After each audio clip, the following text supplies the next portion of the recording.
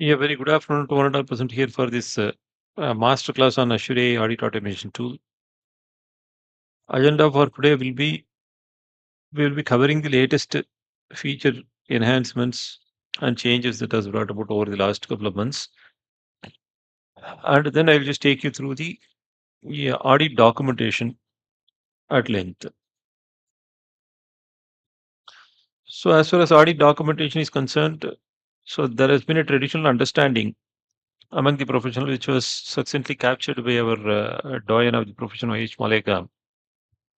So, which is that auditing standards should be more in the nature of guidance rather than a matter of mandatory compliance. So, auditing is more an art than a science and should involve a high degree of judgment rather than a checklist approach. So, this has been the traditional understanding which professionals were used to till recently.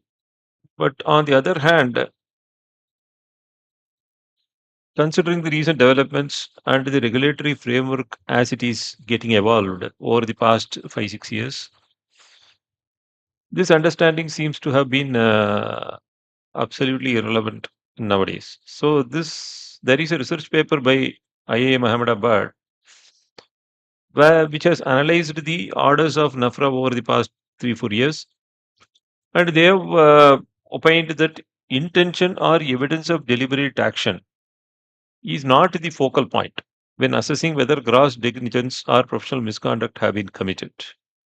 Non-compliance with an auditing standard almost automatically invites this conclusion. So this is where it has went, and now it is settled with law that what is not documented is legally presumed as not done. For each and every assertion, so there is a need for the chartered accountant to demonstrate through audit documentation that was generated during the course of audit. And what are we required to maintain documentation? There is a long list. So there are 48 auditing standards, quality control standards, 29 accounting standards, reporting frameworks, IGAP, India is IFRS, and so on. Company law, income tax audits with reference to that. There are many applicable registrations as well. So, with this introduction, now I will just take you into the application. So, how we handle Azure AI in this regard. So, before going into the user interface for the chartered accountant and take you through the documentation features which are recently added and how you can make the most out of the features. So I just wanted to show how the clients will see from their user interface. For example, engagement documentation, this is where all the audit document related tasks where the action point lies with the client. So all these tasks get aggregated here. You will see letter seeking the consent of the auditor appointment letter, resolution engagement letter. So here there are multiple frameworks that are available. Letter template which requires to be signed by a client, letter template that required to be signed by the chartered accountant first and client next. So likewise, all components are there that may be used effectively for getting these documentations done. So this is the client side user interface.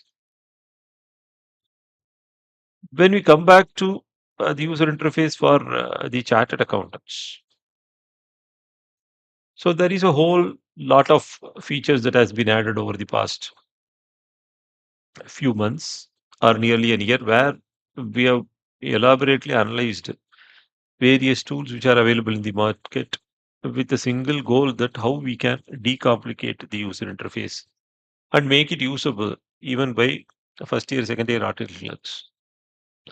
So that has taken enormous amount of time and effort, and based on which we have arrived at a mechanism where